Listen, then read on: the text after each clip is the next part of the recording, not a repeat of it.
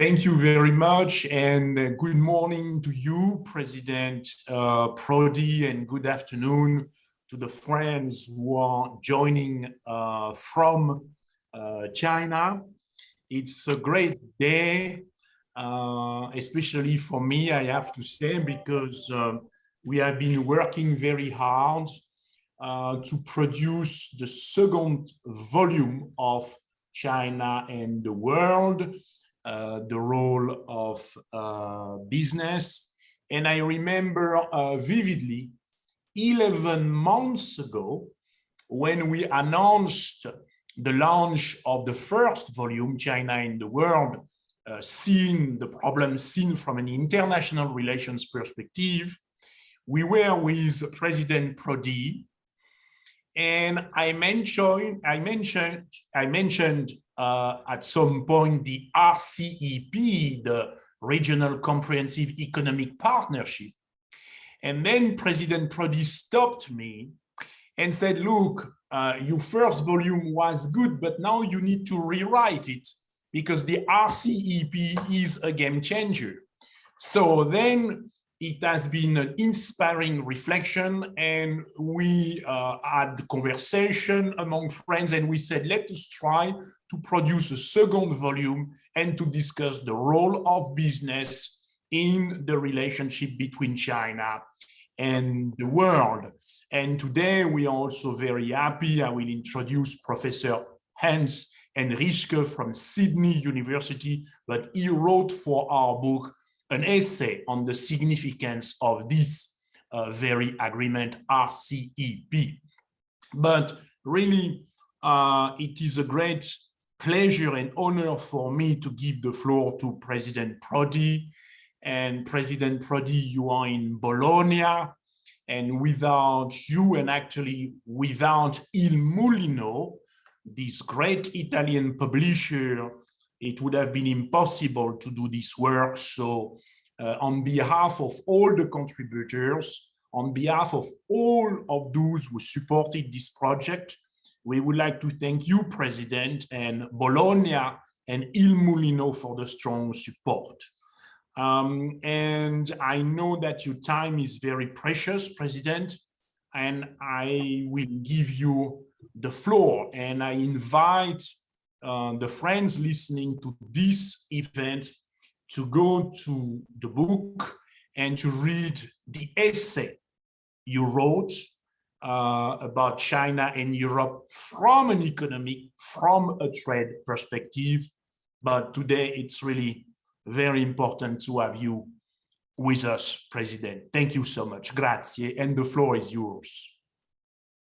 Thank you for the invitation. Of course, I have the obligation to open this very interesting round table. I shall limit myself to some observation, and the discussion will go into the detail. My message is that we are in a very delicate situation in which the horizon is not so clear, because there are two major changes in world trade linked both to COVID and even more to the political turmoil. Let's say the first one is the tension between US and China. Clearly, this especially after the sanction, this has a consequence on trade. But I do see, is a temporary observation. I do see a dual behavior. Let's say very, let's say almost dramatic situation in the top high tech, linked in some way to defense or to very sophisticated goods, and the rest of the economy.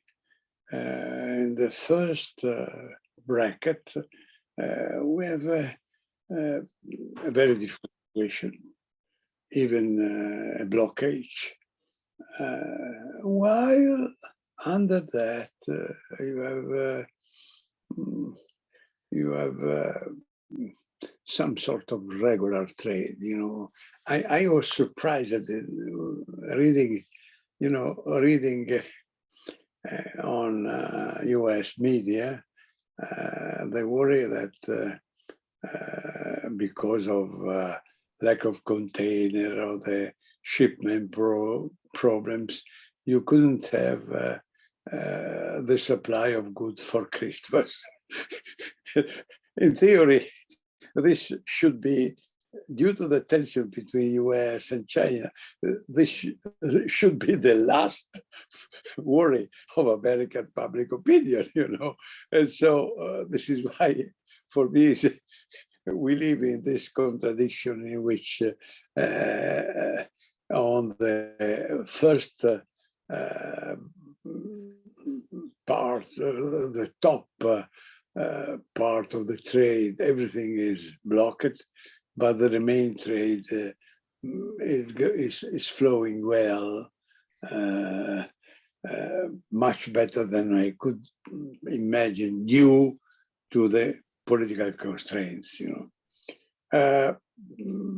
Second, there is another very interesting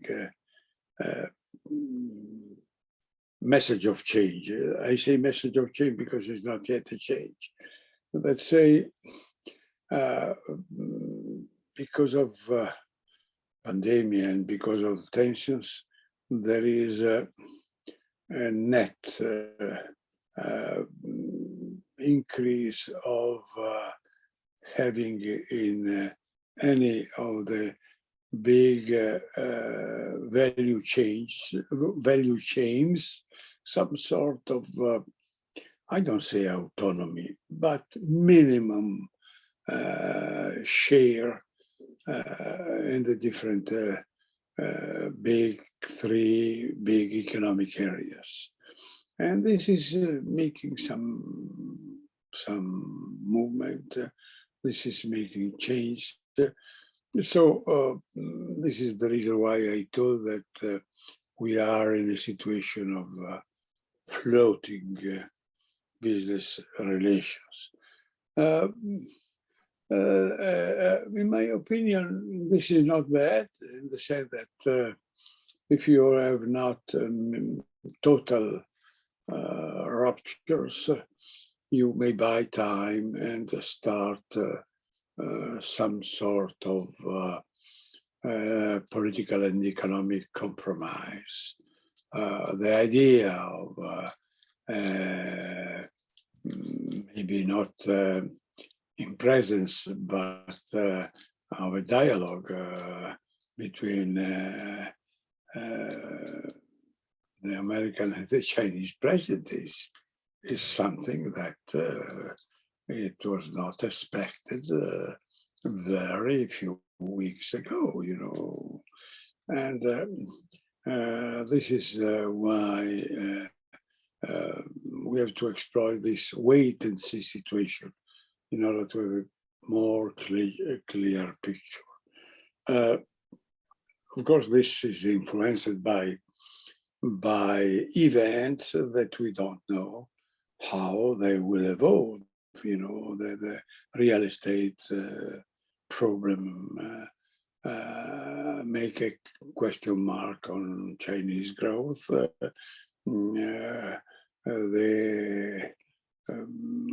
On our side, the slow evolution of trade relation between US and Europe, to give a concrete example, Europe is coming back. Of course, we have not yet recovered the loss because of the pandemic, but in all our exhibition fields and so on, we have no Chinese and no Americans. is some sort of strange, very vital, but intra-European change. And this is will be another point in order to encourage some sort of self-sufficiency of the three areas. And so to conclude, because I know that I have to be very brief, we, as the title of the book says, we are making a long march toward the community of shared future for mankind. But shared will be shared with prudence, you know, piano piano, as we say, because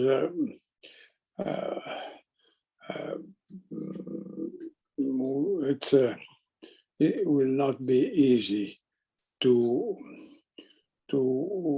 share completely the future when there is this struggle for the, let's say, dominance of the world, for being in the first place of the world. And so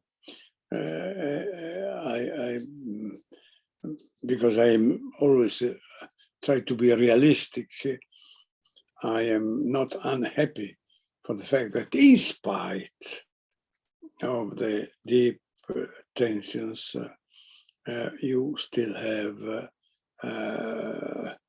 life and trade. The last observation, clearly, the role of Europe in this. There are you why the European progress in the economic field is absolutely substantial.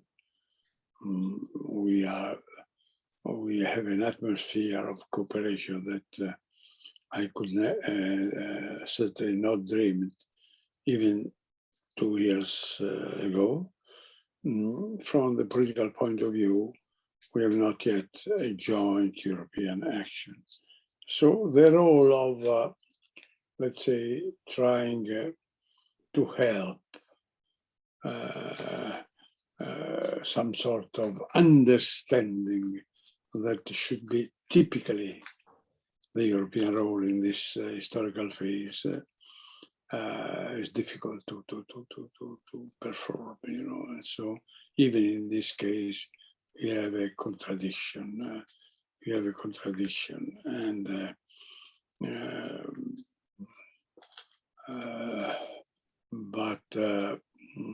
when look, I always remember where the answer of the famous Abbé during the French Revolution. They asked him, what did you do during French Revolution?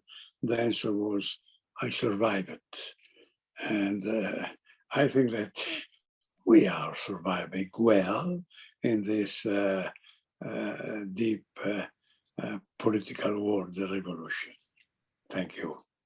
Thank you very much, President, for the wisdom as always and the nuances. And I will remember everything, but so maybe the long march, well, clearly it will be a long march, not a march, long.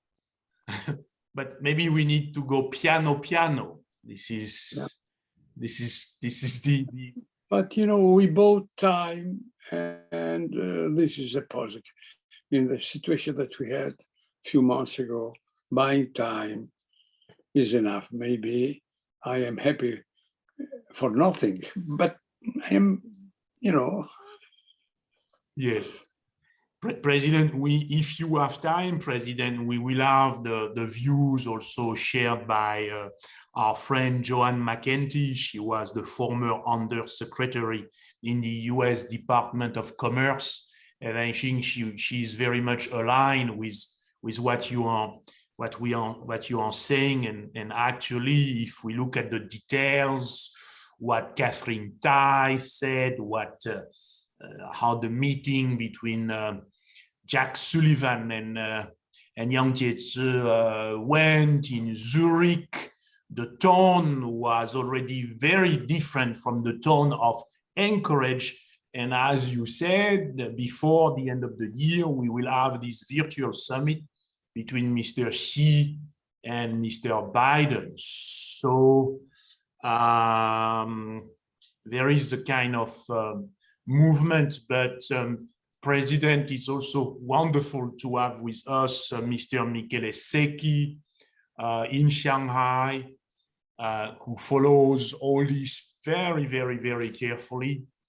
And I would like to thank you, Mr. Secchi, for, first of all, for the tremendous job you are doing to deepen the links between Italy and China, but also Europe and China.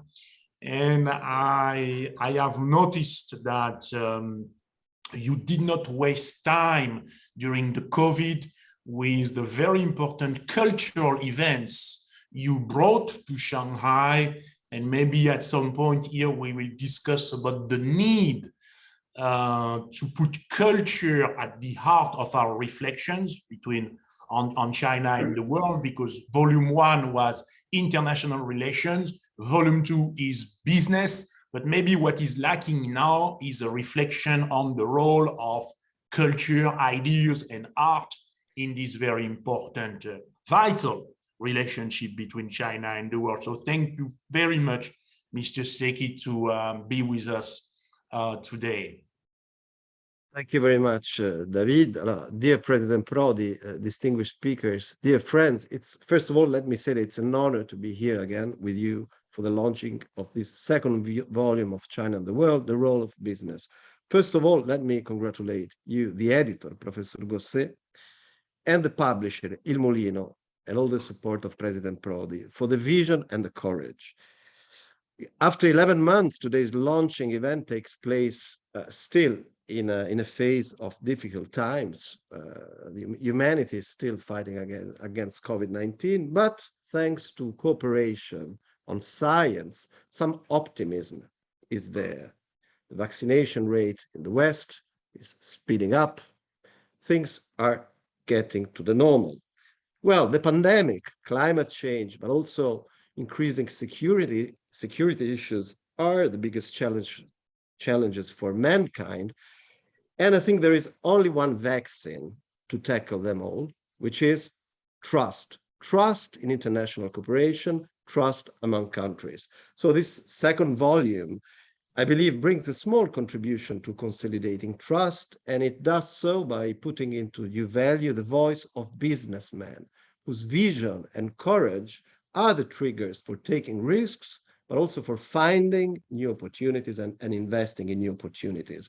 When it comes to this area, the Yangtze River Delta area, for instance, we count 1,200 Italian companies. Italian investments are growing, although in the recent weeks and a few months with some uncertainties. And so is our export is growing, plus 35% in the first 8 months of 2021 compared with the same period of 2020, plus 18% if you compare our export to the pre-pandemic times, 2019. In September, last September, the Shanghai municipality organized the first roundtable with Italian companies as a way to enhance dialogue and trust. In a few days, the 4th edition of the China International Import Expo will open its doors here in Shanghai. 100 Italian companies will be present. It will offer the opportunities to further expand trade and investment. The Italian government also this year will be present with an important investment. We will be present with 5 national pavilions, 1 digital, 3 sectorial on green technologies, on healthcare, but also 1 cultural pavilion, which will be curated by a famous designer who's active here in Tongji University, Aldo Cibic.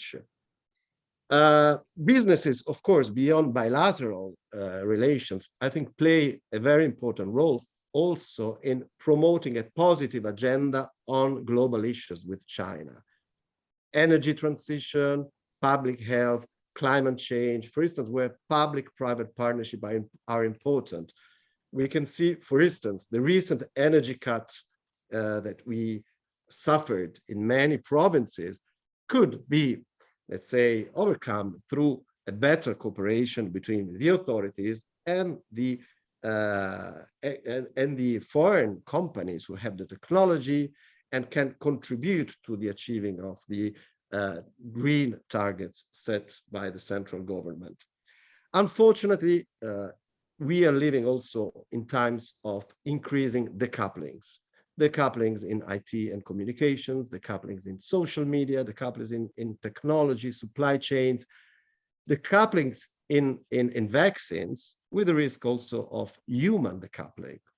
This is because we were talking about the limitations to international mobility between the West and the East, and this and China, and this contributes to further hampering people-to-people exchanges that, as we know, are so important to promoting better understanding. Just to give you an example, the international students have not been yet allowed to come back to study in China.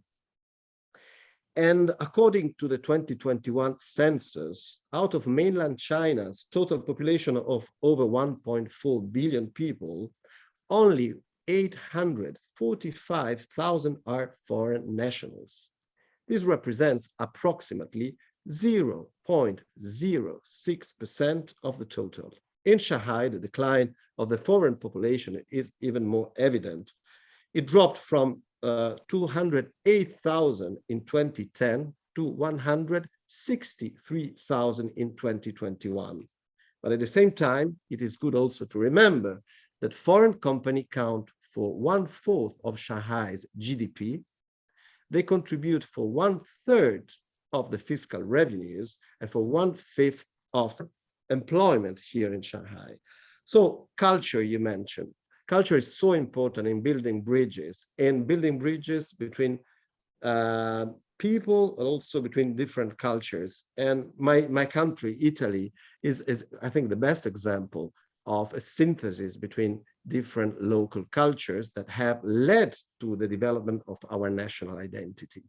Our heritage is about discovering, connecting, using local diversities, local cultural diversity, to enhance knowledge, to produce, to protect, and to spread cultural values. And this is also what Italy, as a founding member of the European Union, has been doing throughout all its presence in Europe. So I find very meaningful that this book has been published by an Italian publisher, Il Mulino, and not to do like similarities, but I remember that 7 centuries ago, it was an Italian book, Il Mulino, which shaped the imaginary of China in Europe, in the West, let's say.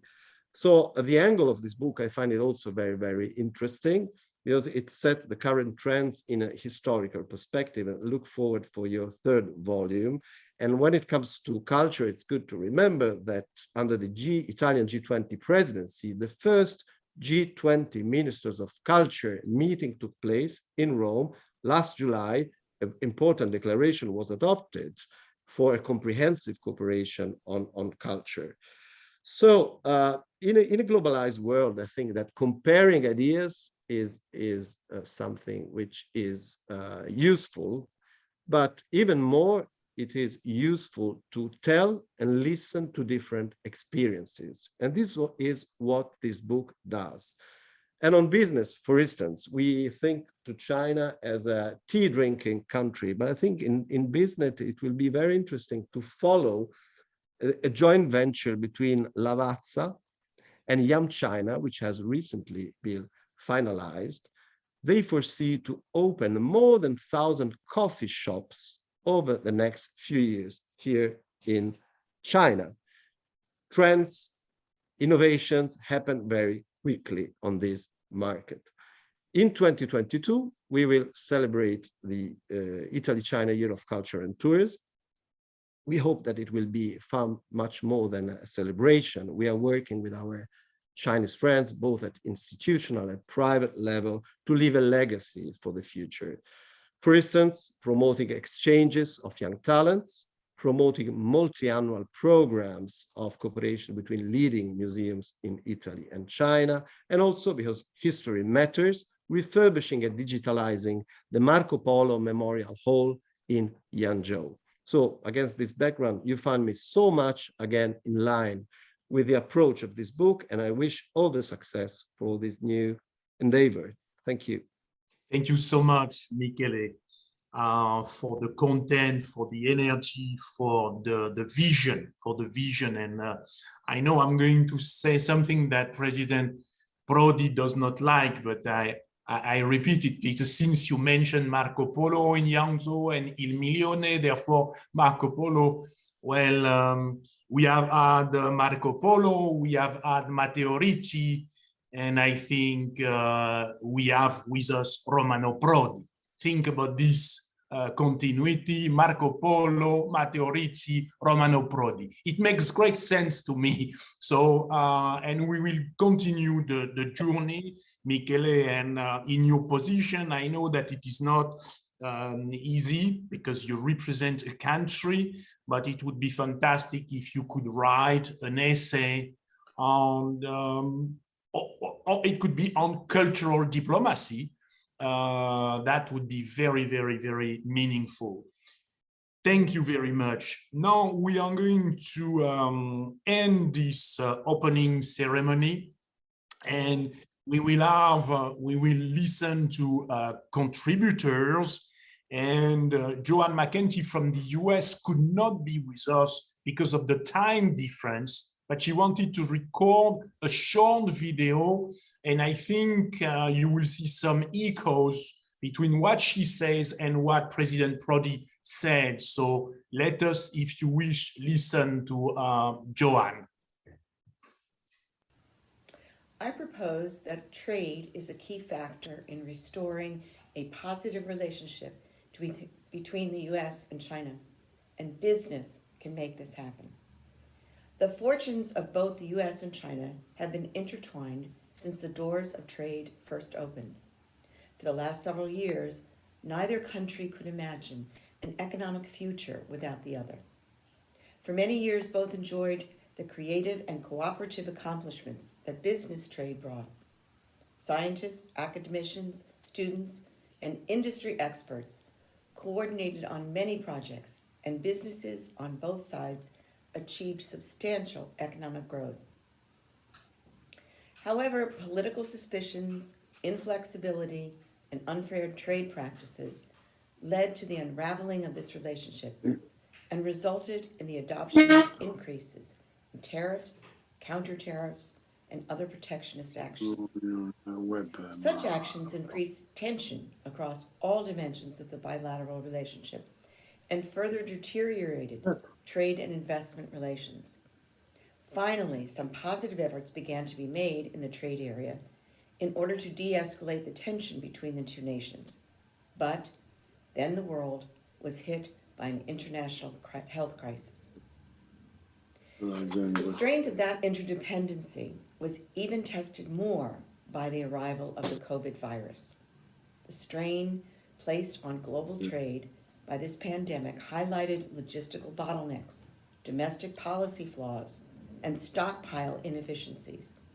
Both countries learned new lessons about each other, lessons that were not always positive, as both sides learned what each of their priorities are when confronted with a global crisis.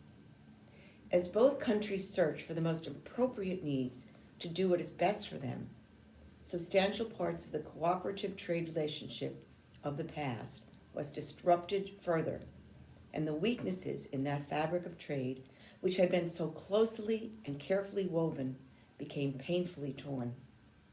So what should be the essential role for the business industry on trade? Determining means to return to the coupling of these two great countries and then finding a creative way to refashion cooperation likely will fall on the shoulders of business leaders who have a vested interest in a stable bilateral relationship.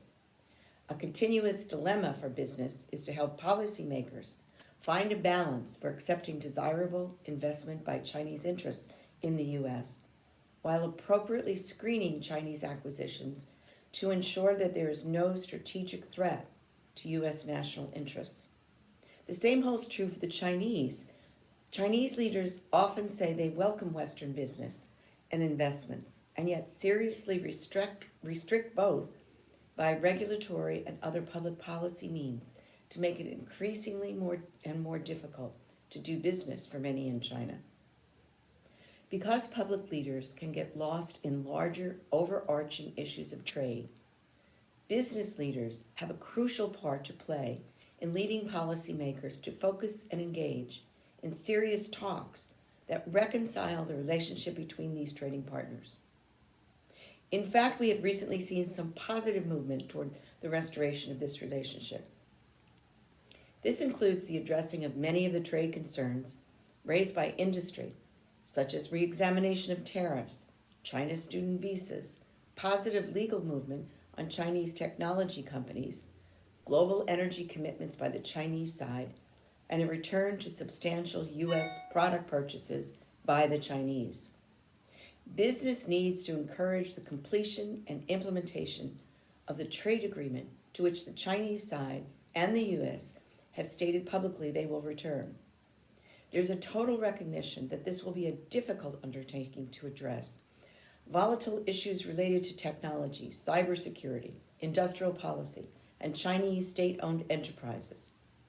But it is an effort that must be pushed, completed, and implemented. We are also heartened by the reestablishment of several personal talks between the leaders of the U.S. and China, and see this continuation as a positive indication for the future. The Chinese were recently applauded for their announcement of no longer building coal-fired plants internationally. This feeds hope and energy and environmental cooperation by both countries. Additionally, coming together on a global technology innovation strategy is one of the most complex and demanding concerns both nations face. Critical questions must be addressed regarding the role of technology in the global economy that allows all sides to benefit and avoid being threatened. A strategic, high-level dialogue between the United States, China, and the European Union should focus on the rules for cooperation on technology and how to enforce these rules. We have certainly learned that the United States and China can survive apart, but mere survival is not the goal. The goal is to create economies that are the strongest possible so that we can take on any challenge. Trade is the key to business development and economic security. Collaboration is essential in this time of difficulties with our global economic development and other issues. Trade and business, not politics, will help lead us out of our economic and political turmoil and back to a more stable relationship. Thank you. Well, thank you very much, Joanne, and I invite you to read her essay because on the trade, but also trade agreements, I think it brings a lot to the conversation, including on the CPTPP that maybe Hans will discuss when he discusses RCEP. But Joanne mentioned climate, and it's great to have Leslie Masdorp with us. Mr. Masdorp is Vice President and CFO of the New Development Bank, a bank that I just enlarged to 3 countries, Bangladesh, Uruguay, and the United Arab Emirates. And the essay that you wrote, Leslie, the role of business in supporting a low carbon future is absolutely key. Just before the G20 in Rome, and of course, before the COP26. So this is wonderful to have you with us, Leslie, and the floor is yours. Thank you very much, David, for that kind introduction, and congratulations to you for this project, and specifically also to President Prodi for your inspiration and collaboration in this effort. It has been indeed a great honor and privilege for me to contribute. As David has just correctly highlighted, the defining theme of the moment today is this endeavor to move towards a low carbon future. The world is in a race towards net zero. So writing this essay about the role of business in supporting a low carbon future was very timely, therefore, in terms of dissecting what does it actually mean. In doing so, I analyzed what has been the forces that have been driving the development of business in the private sector here in China. And one of the core elements that I dissect is the important role of industrial policy in the evolution of the private sector in China. Now, as you know, nothing short of a major industrial revolution is underway. A green revolution is underway. And in many respects, what the European Union is doing right now is developing a new industrial strategy for a net zero era. Europeans, as you know, are sort of the big hitters and the climate leaders. Just today, I read the announcement of the 12 billion, the single largest green bond ever issued in our entire history, of 12 billion issued by the European Union. I argue in this essay that our futures are so dependent on a collaboration between China, the European Union, and the United States. As you know, more than 50% of global greenhouse gas emissions comes from these three continents. They are absolutely central as the three major blocks of influence to lead the world towards a path towards net zero.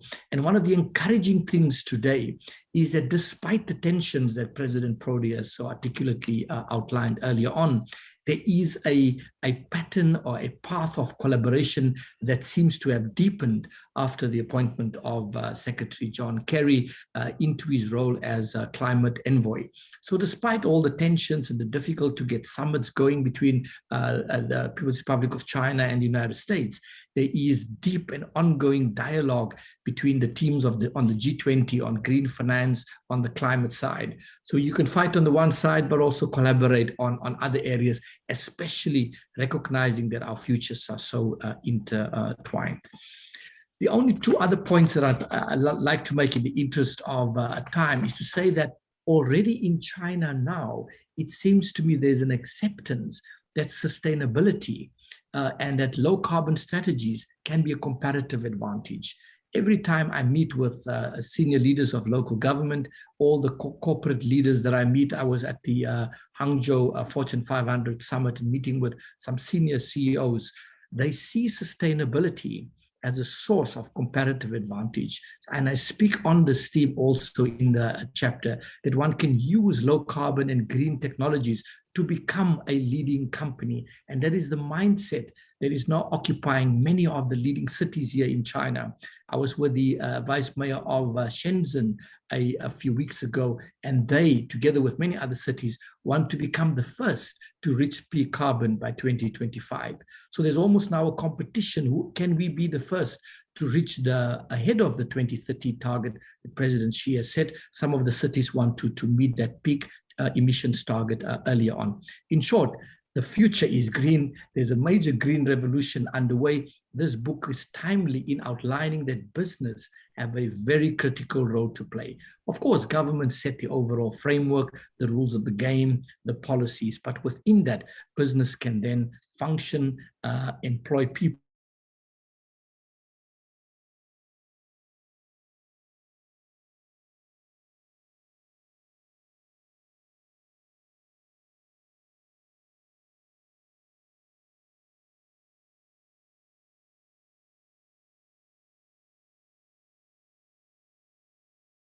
China, US, Europe cooperation in this race to net zero.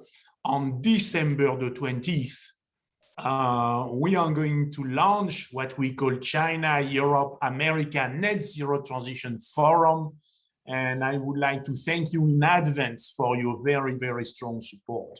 And Italy will be also very much present because the chairman of the bank Intesa San Paolo, Mr. Gian Maria Grospietro, will deliver the keynote speech for this event. And as you said, Leslie, actually the European Union is doing very important and interesting things in this field. So there is also, Leslie, the theme of common prosperity in China at the moment.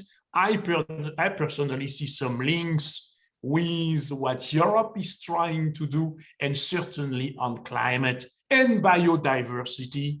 China, Europe, and America, they have to collaborate. So thank you again, Leslie, for everything, and for writing this very important essay that one needs to read. Now it brings me great pleasure to introduce Mr. Fabrizio Ferri, who is leading the Fincantieri business in China.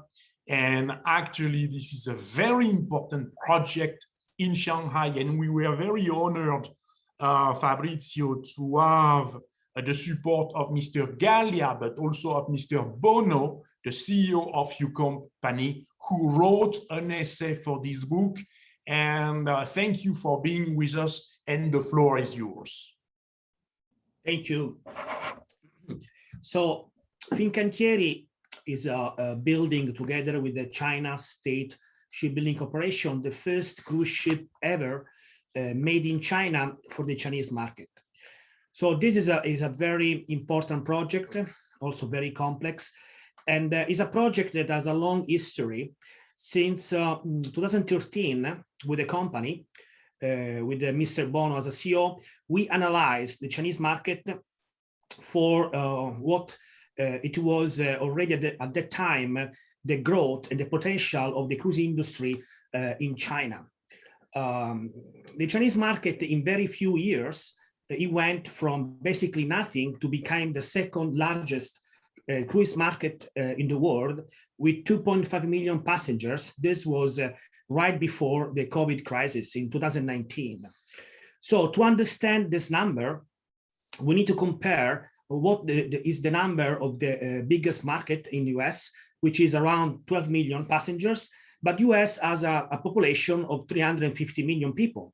So, and this is a rate percentage of 3%. So every year we have 3% of Americans that go in a cruise. Now, if we think that in China before the COVID, there were only 2.5 million on 1.4 billion people, you understand the potential of the growth of this market. Based on this assumption, we decided that Fincantieri had to engage with China to build the first cruise ship. Also because China put very clearly in his 5-year plan, they want to build the first cruise ship by themselves. So we decided that since Fincantieri is the market leader in the world, we had to engage with the Chinese government to be sure that we can vehicle and lead this development together. And this was the reason why we decided to come to China. I was personally sent to Shanghai in 2015, where I opened up the office of Fincantieri China, and we basically started a long process of negotiation, which was finalized in 2016, where we signed the JV agreement. And in 2017, at the presence of the Italian President Sergio Mattarella and the President Xi Jinping, we signed the first agreement for the construction of 2+4 ships. This just to give you the importance of the project that was witnessed by the head of state of the two countries. Now, before President Prodi was saying about the importance of the supply chain on our industry, that actually is a key point that we are trying to develop now in China.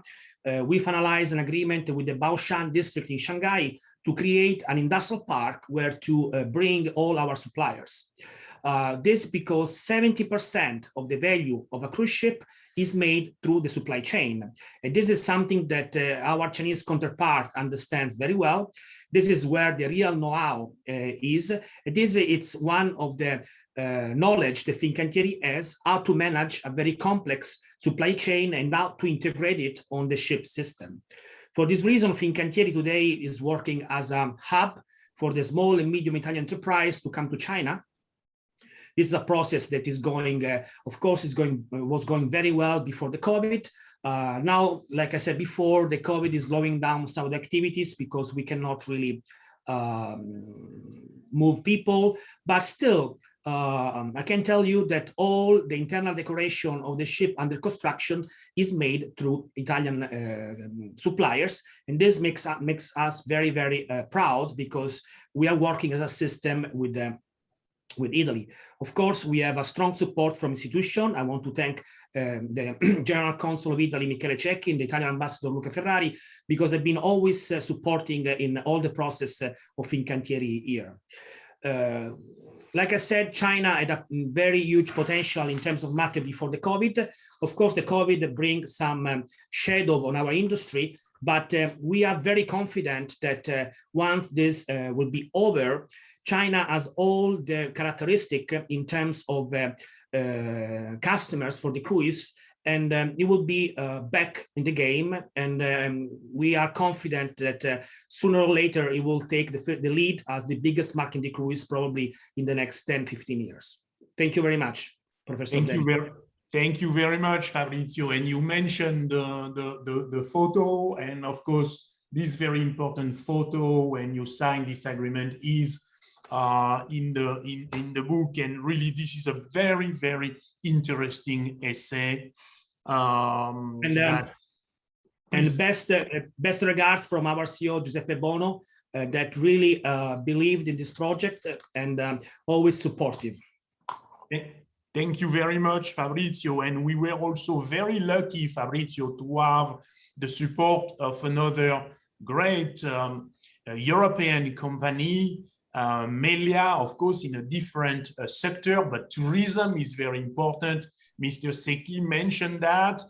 And Melia, which is led by Mr. Gabriel Escarer, and he wrote also an important essay to understand the tourism industry. And it's a great pleasure to have with us Mr. Bernardo Cabot, who is leading the Melia business in China, not only in China, but beyond. And it's not easy, a lot of challenges, but all in all, a wonderful story, which says a lot on the relation between China and the world. Thank you so much, Bernardo, to be with us, and the floor is yours. Thank you very much, David, President Prodi, and distinguished speakers. And David, congratulations, first of all, and thank you for this great opportunity. It has been an honor for us to be part of this second volume of China and the World. And because you are very strict and you gave me 5 minutes, I would like to explain why I consider, or we consider, so important to be part of this book and this project. Number one is because we have the chance to be the voice of hospitality, and hospitality in China is extremely relevant. In my opinion, and after 11 years developing the company in this country, I would say that China will play a strategic and is playing a strategic role in the next 10 years in our industry. So we cannot forget, some of my colleagues already mentioned, the 1.4 billion population that is eager to travel. So that's a very, very important reason. Something I would like to highlight as well is, thanks to our experience in China during the pandemic, we as a company accelerated a lot of processes we had in place before, especially the digital part of the company. So this is something that my vice chairman and CEO is mentioning in his essay, is thanks to this situation and thanks to our position in China, we learned a lot. And now we are a better company and we are much more prepared. As I said, 1.4 billion market cannot be ignored. And please remember that in 2000, just in 2000, only 4.5 million people from China went abroad. But in 2018 was 150 million. So after the pandemic, we expect a revenge traveling process. And I'm sure it will be extremely relevant for the world, especially for our world hospitality. I just want to remark as well, being present in China, you feel that there is a new generation of consumers and there is a new generation of travelers. And we have the advantage of understanding them from here. So that's good, and that's important for our industry. And this is something we our vice chairman is explaining as well in China and the world, the role of business. Under my observation in the last 3-4 years, there is something that is extremely relevant as well in China. And this is the concept called the synced cities, the 3rd, 4th, 5th cities, that are cities with 2, 3, 4 million people, that they are starting to travel as well. So it's not only Shanghai, Beijing, or Xi'an, Guangzhou, or Shenzhen. It's also as well the 4th, 5th, and even 3rd tier cities that are starting to travel. So this is something from the hospitality industry we have to take in consideration, and this remarked as well in the book. Obviously, we are continually developing new hotels in China in different places from north to south. But something I want to highlight as well is China is discovering China. What we feel is the domestic market is every day more important. And even being a Spanish company based in China, that's a new phenomenon for us, is China for China, China discovering China. Because probably 5 years ago, the first trip was to Southeast Asia, but now they are much more focused due to the pandemic in understanding China, which I think is extremely relevant. And my last point I would like to highlight, based on my observation, is 11 years ago when I arrived to China, for hospitality was extremely important to have a brand name, and more important to have a Western brand name. But my observation is probably in the next 5-10 years, the competitive advantage or the more advantaged companies will be the Chinese hotel companies, because they are very related to technology and they know very well their own market. So in my observation, the next step is, okay, let's observe the evolution of the local players, because they are extremely smart, and based on their technology, they will have a very, very competitive advantage. Finally, David, I would like to highlight that, look, your book is extremely useful because we can understand China and the business from different angles. And today's meeting and today's introduction is a great opportunity for all of us. So thank you very much. And I would like to finish with a statement of my chairman, Mr. Gabriel Escarrer, that he says that tourism is key to erase borders and unite countries, and especially to promote social development and well-being. And this book is an example of all of that. Thank you very much to everyone. Thank you.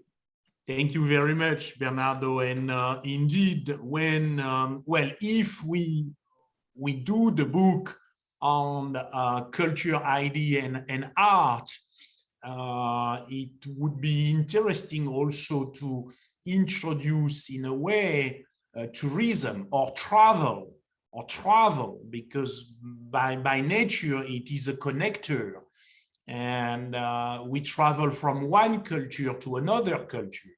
So it's also a cross-cultural experience.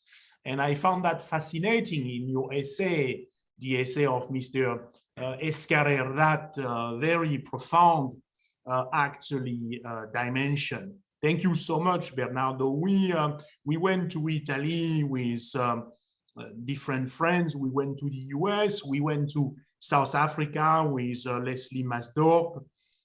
We went to Spain, and now we are going to go to Professor William Wang in China, a bridge between France and China, China and France. And in the book, we wanted, Professor, a perspective from a school. And because it is about business, a business school, because business schools are also places where people connect. So the essay that you co-wrote with Professor Isabelle Huyot, the president of Il Mulino, is very important. Thank you for writing it.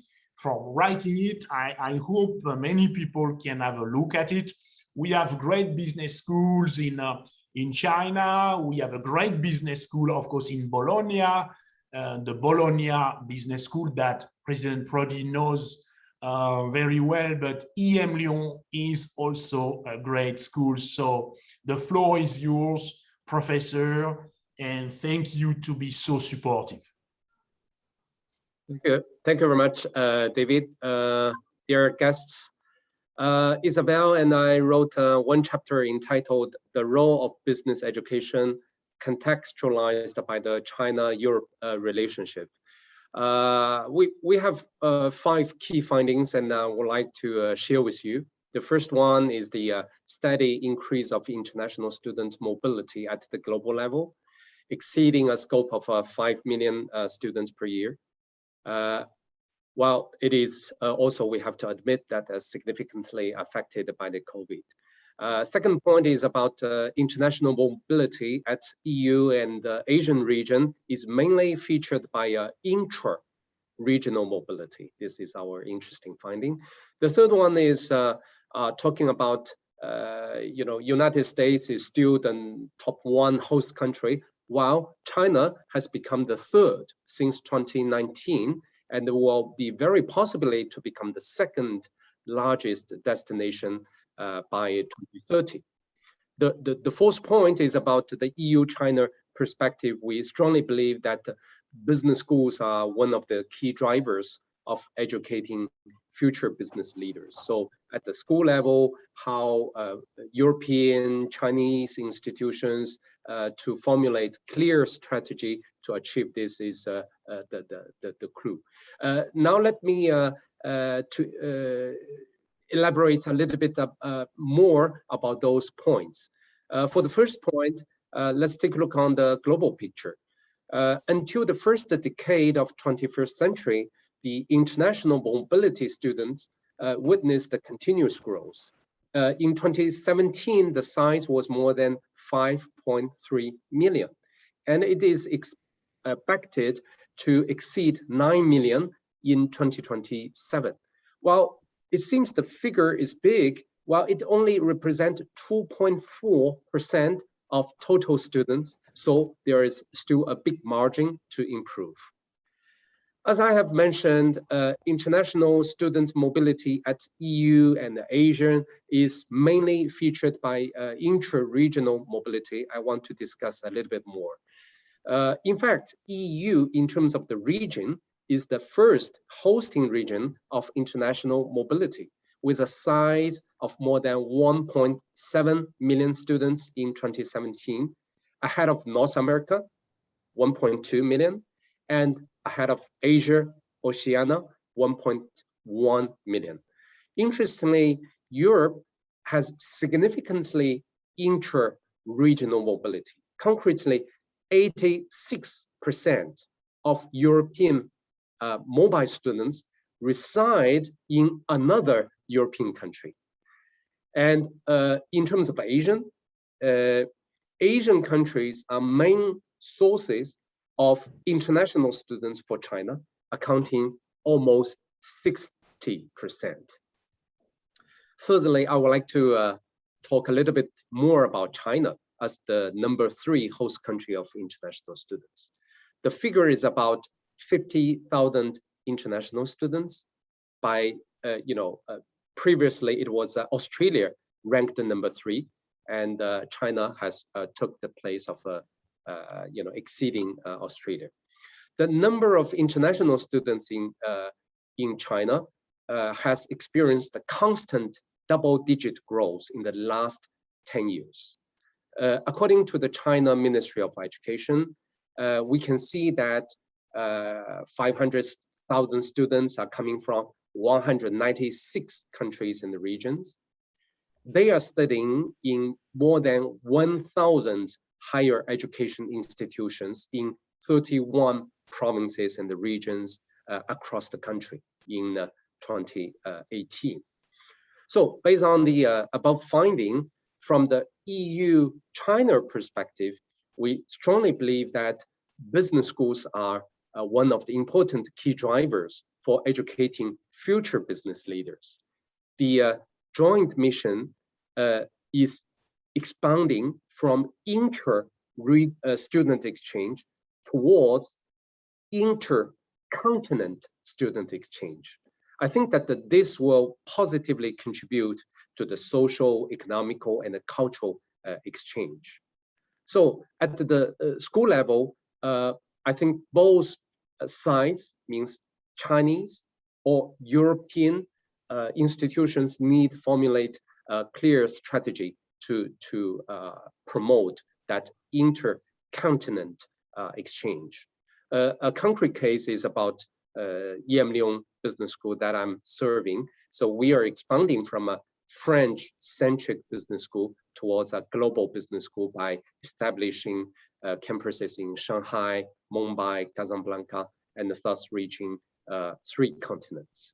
Finally, I would like to invite our guests and the participants of the meeting to jointly participate the Intercontinent Business Education Cooperation and to promote the business, economic, and cultural exchange for our young generations to build a better community of a shared future of mankind. And thank you very much. And a special thanks to David for offering this great opportunity of exposing different ideas from different industries and the different countries to discuss China work. Thank you very much. Thank you very much, Professor. Yes, what we have tried to do is a polyphony, because we believe that if you have different writers, different contributors, you take into account the nuances. And these nuances, they can be erased if only one is writing. So difficult to organize the polyphony, but I think the product is stimulating and with a rich content. And you have been playing with Professor Isabelle Ruot a very important role. We are going now to continue the polyphony by going into another region. We go to Sydney with Professor Hans Henrischke, and actually to another business school in Sydney. And as I told you 11 months ago, President Prodi, after RCEP, said, "Your book, new volume number 1 is obsolete. Do a volume, a second volume, talk about trade, talk about business, and integrate the RCEP." So, Professor, you wrote a very important essay on the RCEP, and it's great to have you with us now in order for you to share with us your ideas on this economic partnership and other, if you wish. The floor is yours, Professor. Thank you, David, President Prodi. I'm really grateful to be here, and can you hear me? Yes. Okay. Great. And to be part of this illustrious panel. It's a great pleasure, and I think you've done a marvelous job, you and your publisher, to bring out volume 1 and volume 2, and I do hope you will be able to move on to volume 3.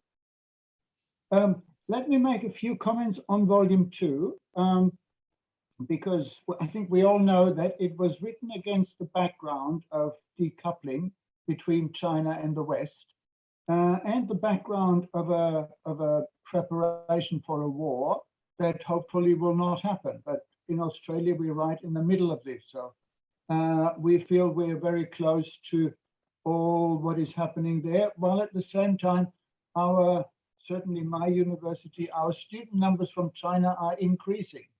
I'm teaching a class with 600 Chinese students, most of them from China and online. So the connection hasn't broken, but it's really important that we think about it. And I see from my students and from my research how much business is part of a historical tradition that has been able to bridge differences when states failed on national and ideological ground. Business can fill that gap, as the old Silk Road has shown so very well, because it maintained across the Eurasian regions that we have in fact a global community. We can interact even if we have differences, and we had more differences probably in the old Silk Road than we have now, between very different and very contradictory culture. cultures. My humble contribution on the RCEP, the Regional Comprehensive Economic Partnership, for this volume had largely, I think, 3 points that I had in mind, which I wanted to make. And one was that the RCEP has the potential to soften the divide in East Asia or in Asia between the two big spheres of influence, and to actually bring Asia back into the international debate. It's been driven out by Indo-Pacific, but RCEP really is a definition of Asia. All the countries, Northeast Asia, Southeast Asia, plus of course then Oceania. So that is one of the potentials of RCEP. And RCEP, I think, on the other side, where it will play a role and where it is really not only important for the region, but it's also important for Europe, is the way it builds up an infrastructure for investment that has the likelihood to draw in countries from Europe, from other nations to share and to disperse the global value chains and the supply chains, which is quite crucial at a time when we need to diversify more than we have in future. That's one point. I think the other point that RCEP does is it's not only a manifestation of Asian diplomacy that is able to bring in players of very different sizes with very different opinions, but I think it's the first major manifestation of an Asian concept of law and an Asian concept of creating legal infrastructure, setting the rules, because that's something that is normally the privilege and the core capability of Western countries. What ASEAN has done is both put China and India into their place in some way and has qualified itself as a rule maker for future developments by allowing, for example, graduated and gradual implementation of law over time, which is a Chinese notion or an Asian notion, but not a European and Western notion. And the third point, which I think where RCEP is only the starting point, is the debate that will follow once we come to the realization of the CPTPP, the Comprehensive and Progressive Agreement on the Trans-Pacific Partnership, where basically all the RCEP partners want to become part of that. And that will change the way trade works and the way investment is protected and so on, and has the potential to replace or to in some sense, substitute the World Trade Organization. It will not be as spectacular as Chinese accession to the World Trade Organization, which really changed the country in a very short time. It will be a longer process, but it has the potential to be a similar process. So it will stay with us for a long time, and it will structure the way we interact across Asia and across continents. And that takes me to my last point, and that is that, in fact, business alone is not able to solve all these issues. Business relies on ideas and on exchange of ideas to create respect, to create mutual understanding, because ideas move ahead of business. Ideas create futures that we haven't arrived yet. And some of the ideas that came to my mind after our discussion today is that we see already in the realm of ideas and becoming practical, the idea of environmental protection is now really there. It was an idea a few years back. It's there now. Sustainability is there now. The idea that was raised by China on common prosperity, it is not a slogan, I think. It is an idea that we face in the same way, a concern about social inequality and the populism that it might drive. And I think what China does with that is saying, we are concerned about this as much as you are. So there are communalities that we really can explore when we look at ideas and deal with ideas. And of course, on the top of all that is culture, are the arts, that our fantasies that in the end feed ideas. And I think that is a perfect place to contemplate that any further would be a third volume. And I wish you luck with that, David. Thank you. Thank you, Professor. And yes, talking about ideas, certainly institutions would be a very interesting perspective. Common prosperity. By the way, what our Chinese friends call this community of shared future for mankind, as such, compared with universalism and things we are used to hear.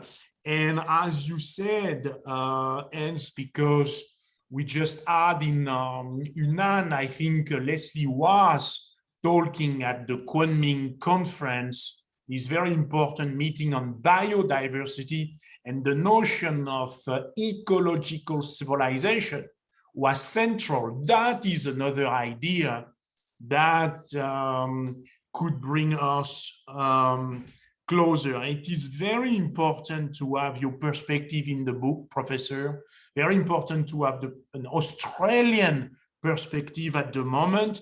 And you mentioned the Silk Roads. Well, now we are going to go to Dubai with Professor Frederic Duplessis, who wrote on the connections between China and the Middle East. And I found that absolutely fascinating because you have the history, you have the present, and you have the horizon. So really, it's another great essay, Prof. And we are very happy to have you with us from Dubai. And I also would like to say it's a kind of official event, but it gives me great pleasure to say that. I have been helped tremendously by Madame Nicole Duplessis in the process of editing this book. And Nicole Duplessis happens to be your daughter. And please thank her for her support. And I hope she will also be a part of our work next year. So please, Frederic Duplessis, Professor, the floor is yours. Thank you very much, David, and distinguished guests, President Prodi. It is for me a great honor and privilege to be part of this esteemed team of people who've authored this volume. And the Middle East, as you pointed out, David, has had a long, long history with China being one of the terminal points of the Silk Road. And as you'll see right behind me here is a Turkish carpet, which is made with Chinese silk. And that's that long collaborative history. I call it a handshake. And that's what my chapter is about, where we see a lot of competition in the G7 and we've heard about the polarization from President Prodi, from Leslie Marsdorp and various other speakers today. The Middle East has avoided that polarization over the past 40 years. And indeed, it's been this real collaborative handshake between China and the Middle East that my chapter talks about. So what are these things? It's a very strategic partnership of no intervention. And the role of the Middle East played in China in the last 40 years was through providing the energy, a large percentage of the oil and gas that has enabled the uplifting of the Chinese middle class. More than 700 million people. What we've also seen is the Middle East has played a massive role in providing petrochemicals, which are essential to those industries such as agriculture, the automotive industry, the plastics and packaging industry, the electronics industry, where China is one of the leaders today. But what we've also seen in more recent years is the handshake continuing in the new Silk Road, in the Belt Road Initiative, the Maritime Silk Road, where the Middle East plays a very fundamental role in being part of that supply chain to link Africa and its own products on a trade basis with China. What we're also seeing is the future is quite secure in how this handshake will continue, where China is a leader in supplying 5G technology through Huawei into Saudi Arabia, into the United Arab Emirates, into Qatar at least, and probably in many of the other countries in the future. So we are seeing the smart city enablement happening from these collaborative partnerships between the governments and large companies in this region and the large Chinese state-owned enterprises. What we'll also see is construction industry will continue in this region as it modernizes, as some of the economies open up. The example of the Saudi Arabia's 2030 vision, which will diversify its economy. I expect China to play a very big role. We're already seeing that in NEOM. We're seeing that in Mecca and Medina, in Jeddah, and we're seeing it in the Eastern Province and in the reinvention and development of Riyadh. We see the same here in Dubai, and we see the same in Abu Dhabi. We're seeing the same in Oman and also in Qatar. So the construction industry is a real important part. But at the same time, this region's history in this collaboration has been about oil and gas. But this industry is also beginning to realize it needs to diversify its economy. And China is the partner in that diversification, in bringing the new energy transition technologies to this region. So we're seeing very big handshakes, collaboration happening across the region in solar, in how energy is managed, and how that is going to transform the economy.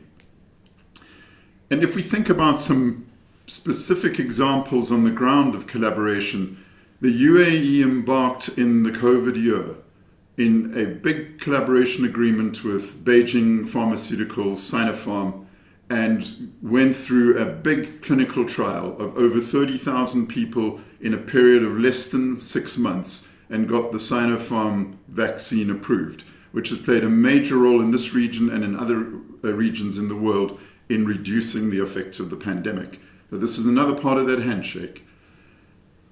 The final example that I would like to raise is right at the moment, Dubai is hosting the Expo 2020, not called Expo 2021, Expo 2020, and its major collaboration partner in enabling 5G technology, that we have this broadband network across this city in a smart city concept, has been with Huawei in China. So for me, I'm really excited that this book has been launched. I think it's going to open many eyes and it's going to raise the awareness of the collaboration opportunities, and that this is a positive relationship that China fosters with its neighbors and with its collaboration partners around the world. And I hope in a small way, my chapter has contributed to the future. I'm also very excited that, David, you are considering a third volume in the arts, and that's, I think, and culture. And I think there's a rich vein of thoughts that can be tapped there. So thank you very much for this opportunity to work with this esteemed set of authors. Thank you. Thank you very much, Frederick. And well, it was interesting. It is interesting. We noticed that, but I was saying when Leslie took the floor that the new development bank just enlarged to the UAE. So this is also a very interesting development. And what I found absolutely fascinating in your essay, Frederick, is that we see, despite the tensions between Saudi Arabia and Iran and Israel, well, China manages to have good relations with Saudi Arabia, Iran, and Israel. And for me, this is another illustration of the idea of the middle country as a country which connects. So this is absolutely fascinating, and I do hope that people read your very rich essay. And now you mentioned a post oil and gas world. Well, we go to energy now, Frederic, with Mr. Matteo Tanteri, who is leading SNAM in China. And it was a great honor for us, Matteo, to have the CEO of SNAM, Mr. Alvera, to write an essay whose name is The Energy Revolution. This is the essay which starts the book because we organize the polyphony by alphabetical order. Therefore, Alvera comes first, but I think it sets the tone for the book. So the floor is yours, Matteo. Thank you so much for the support. Thank you very much, David. Yes, I know Mr. Alvera is very lucky because he's always in top. Every time there is an alphabetical order, he's always on the top. So, but this time I think it's a good opportunity because this energy revolution is really one of the top topic also in China, not just for the energy transition, but also for the current situation of power crunching that, of course, is creating a lot of tension for our industries in China. So maybe just a small introduction, SNAM is the largest European gas infrastructure operator. So we are almost mainly expert of gas, renewable gas like biomethane and hydrogen. And this is also what Mr. Alvera is talking in his essays.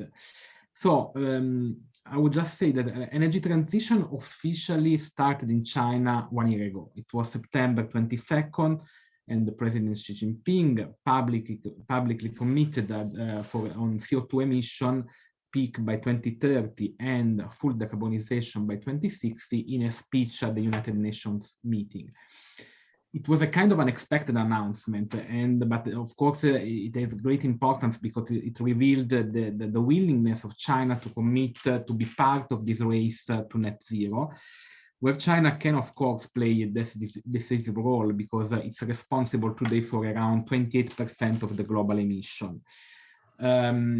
This also had the kind of snowball effect because right after China, also Japan, Korea, other countries made similar pledges, maybe not just because of China, but again, you have to be lucky in the timing of your announcement.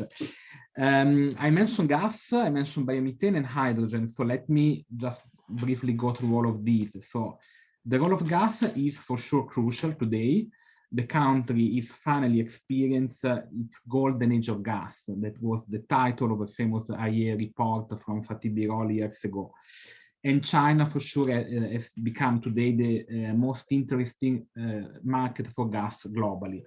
The consumption has been growing strongly and steadily. In 2015, it was only 190 BCM, billion cubic meter of consumption. This year, they will close with almost 360, so they doubled gas consumption in just 5 years. This is also because of the import of LNG. China will soon become the most important importer of LNG in the world, acquiring also from US, from Australia. There are large new pipeline imports from Russia. Of course, this results is also the scenario is also the direct result of the policies that have been adopted to improve the quality of life of citizens. And I think if you have not been in Beijing for a long time and you return now after some years of absence, you won't believe your eyes because here most of the days now the sky is blue. And this is mainly due to the shift from coal to gas for heating here around Beijing. I mentioned biomethane. I think also biomethane can play a big role for China. Just to tell you, biomethane is a production of methane from agricultural feedstock or from kitchen waste. So there is a chemical process and you can create biomethane. Last year, we signed an agreement with the State Council DRC for a joint study on the potential of biomethane in China. We saw that there could be, let's say, the potential is for around 20 BCM in 2030. That would imply 1.2 trillion RMB of investment and also 1 million of new jobs. So, and this will create also value and benefits also for farmers. So we think that in the new 5-year plan on energy that will be soon be released, there will be also a space for that. Last point, hydrogen. Hydrogen is a buzzword right now, you know. This is really an area, it's a pillar of the energy transition, and it's an area where we see that China will play a leading role. Hydrogen, green hydrogen, can also be produced by solar and wind power, and basically you can produce hydrogen just splitting the water molecule in oxygen and hydrogen. The reason why hydrogen can play a big role is because the renewable electricity by itself cannot bring the whole economy to zero emission. And sometimes if you have to transport electricity over long distance, this is costly, and you also lose electricity around the way. So hydrogen can provide a good answer to all of this challenge, because you can produce from cheap green electricity, you can transport into existing gas infrastructure, you can store not just for one day, but for days, weeks, months. You can put into salt cavern, you can create ammonia. And also hydrogen can be used for the sector that we call hard to abate, like if you produce steel, if you produce cement, glass. So it can be, let's say, a fully renewable energy carrier, and also a way to store and to dispatch renewable electricity. So it will be a great complement to renewable. We see, this is my last point, we expect hydrogen to start gaining scale, to become competitive in some application well before the end of this decade. Snam has been one of the founders of a coalition called Green Hydrogen Catapult, also with a Chinese company called Envision, where we commit to enough, let's say, hydrogen capacity so that we can reduce the cost of hydrogen to $2 per kilo. That is the level we see as the starting point for hydrogen to become very competitive in many applications. I think none of these I mentioned before will be possible without a shared partnership with China, whose size, manufacturing capabilities, and commitment to energy transition will be essential to reaching these common objectives. And so again, I share what the others say, that also this book can be a way to create a bridge and to link. You already mentioned the very nice event that you are organizing, you're preparing for December. So we really see energy transition as a way, as the main way to bring together countries today. Thank you very much. Thank you very much, Matteo, and thanks to Mr. Marco Alvera for his great support. And you're right, it's the perfect way to begin the book, The Energy Revolution, written by Mr. Alvera. Now it's time to conclude, and we have given a title to this conclusion, Towards a Triptych, towards a volume 3.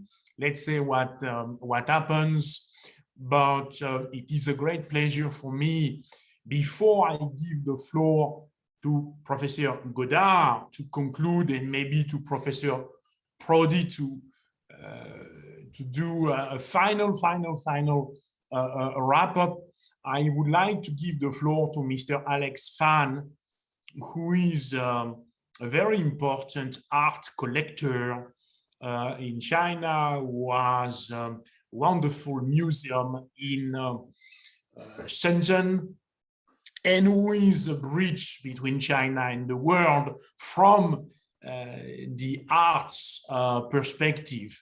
And Mr. Fan, you were very kind to prepare a short presentation for us, and we will listen to you very carefully. Thank you very much, Mr. Fan, for your presence, your support, and the trust. In the tradition of French literature, I noticed that there is a recurring sequence about the past, death, memory, and also rebirth. We have seen it in literary works like In Search of Lost Time by Marcel Proust, Memoirs from Beyond the Grave by Chateaubriand, Anti-Memoirs by André Malraux, etc. These classics constitute a Mobius strip. Birth and death, consciousness and behavior, cause and effect, which all roll on in cycles. We create memories, and meanwhile, we live in other people's memories. We create the future, whereas the future is being bred in the memory of each generation. Every individual is a witness to and participant in history. Following the end of World War II, Winston Churchill wrote his Nobel Prize-winning Memoirs of the Second World War, in which he put forward that history is written by victors. History will be kind to me, he said, so I intend to write it. An alternative view of history is suggested by the great Chinese historian Sima Qian. His masterpiece, Records of the Grand Historian, narrates the rise and fall of states as well as individuals, offering a rational and neutralist perspective on history. It is acclaimed by Lu Xun as the peak of historiography, a poetic perfection without a rhyme. History is not just a winner's crown. It's also a romantic poem that stretches through time. From the Homer's epics to Mahabharata, our world has been developing rapidly, yet in a sense it remains unchanged. Living in this world, we feel its temperature and color. We celebrate hope and life. In this process, writing is always there with us. China and the World, edited by Mr. Gosset and his friends, offers a perspective in the grand scope of history. It's written not only for readers of our times, but also for those in the future to evaluate and contemplate.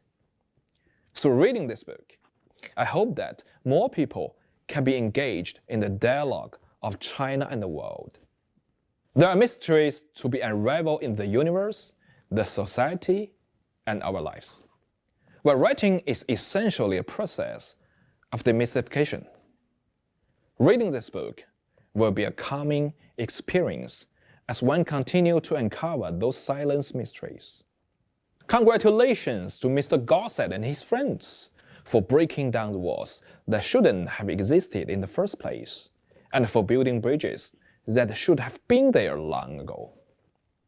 I'm more than happy to know that China and the World, Volume 3 is now in preparation. This volume will be focused on culture, idea, and arts.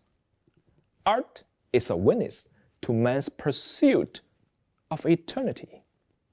It also creates a world that is distinguished from the reality, or rather, a correction to the reality. In Volume 3, I look forward to seeing again the encounter between China and the world, between East and West. Thank you.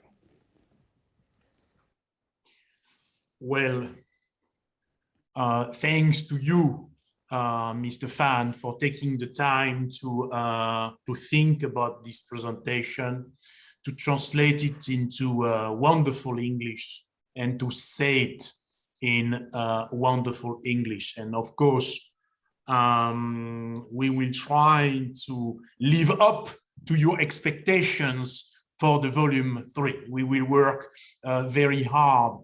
But from you are embedding, Mr. Fan, we go now to Rome to give the floor to an exceptional personality who embodies the European civilization, Professor Louis Godard. And to have you close to us, Professor, is always a pleasure and a great honor. And the floor is yours, Professor. Thank you very much, Professor Gosset. I have been much impressed by Professor Prodi's speech. Professor Prodi, the new Marco Polo of the third millennium, and by the speech and the interventions of the different speakers. And let me say my impression after this speech and after the publication of the second volume of China and the World. I am absolutely convinced that culture and business must travel together if we want to build a strong collaboration between China and the West. I would like to take one example, the example of the collaboration between Greece and China. Some weeks ago, the statues of Confucius and Socrates were placed in the Agora of Athens. The Minister of Culture of Greece, Lina Mendoni, and the responsible of the Chinese embassy in Athens, in this way, wanted to celebrate the year of culture and tourism between Greece and China. Socrates, 470, 399 BC, and Confucius, 551 and 479 BC, each in his land and in his time, have expressed the philosophical thoughts that went beyond the territorial boundaries to become the common heritage of the citizens of the third millennium. The message is very clear. China and Greece, and therefore all the West, which is son of Greece, are able to understand each other thanks to their millenary history that allows the heirs of Socrates and Confucius to find the points of aggregation between the two cultures. This cultural collaboration has concrete implications. In 2022 in Beijing, two big exhibitions wanted by Greece will be inaugurated, one from Agamemnon to Alexander the Great, and the other, the sea, in Greek art from antiquity to today, while in Heraklion in Crete, in the same summer of 2022, it will be possible to see the exhibition Melodious Treasures, Rites and Liturgy of the Qin dynasty. This collaboration opens the way to formidable commercial aspects. Greek ship owners have large merchant ships built in Chinese shipyards, and the Greek port of Pireo was purchased by the China Ocean Shipping Company until 2052. That means that culture and business must absolutely travel together. And as an archaeologist, let me remember that from the beginning of history, from the 8th millennium BC, there is this strong collaboration, cultural collaboration, and business collaboration between China and the West. We don't have to remember, we must remember that China and the West grow together. Thank you very much. Thank you very much, Professor. And this is a very powerful image that you bring to the conversation. The dialogue in the 21st century between Socrates and Confucius. And listening to you, Professor, I want to say again, but you said it already in a sense, that of course there are differences. Let us talk about Europe and China, between Europe and China, but also similarities, and that fundamentally, and I use the words that you have just used, China and the West can understand each other. There is no structural opposition or the idea of a destiny of clash between civilizations. And in a sense, our modest work is about this, to remember the past, to think about the present, and to prepare the future. But so thank you very much, Professor. And if we are able to begin the elaboration of a third volume, I hope you will be at the heart of this. Only by thinking about the 8th millennium before Christ can we will be able to create a very solid future. But as President Prodi said, piano, piano, piano, piano. And President, you were so kind to open this conversation and so kind to stay with us for almost 2 hours now. And I would like, on behalf of all of us, to thank you. And I think it would be inappropriate not to give you the floor to conclude, Professor and President. Well, and so please, President. You've been too kind with me. I only conclude this because it was quite interesting, because we went from the present to the future of your work, or your fantastic work, David.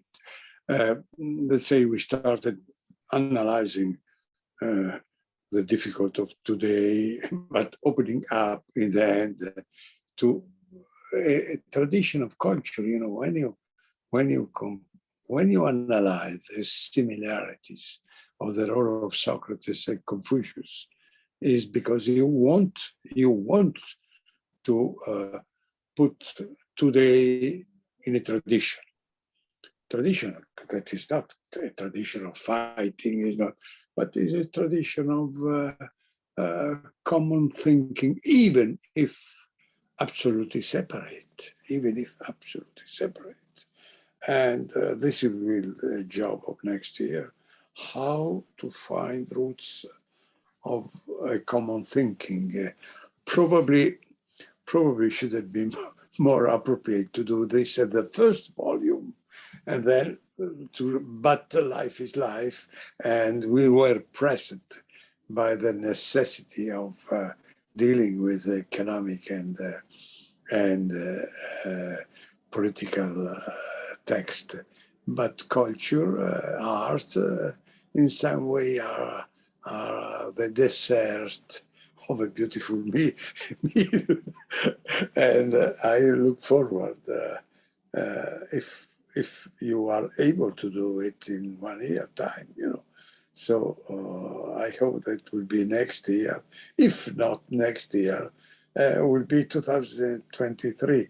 But this must be done, because really we cannot,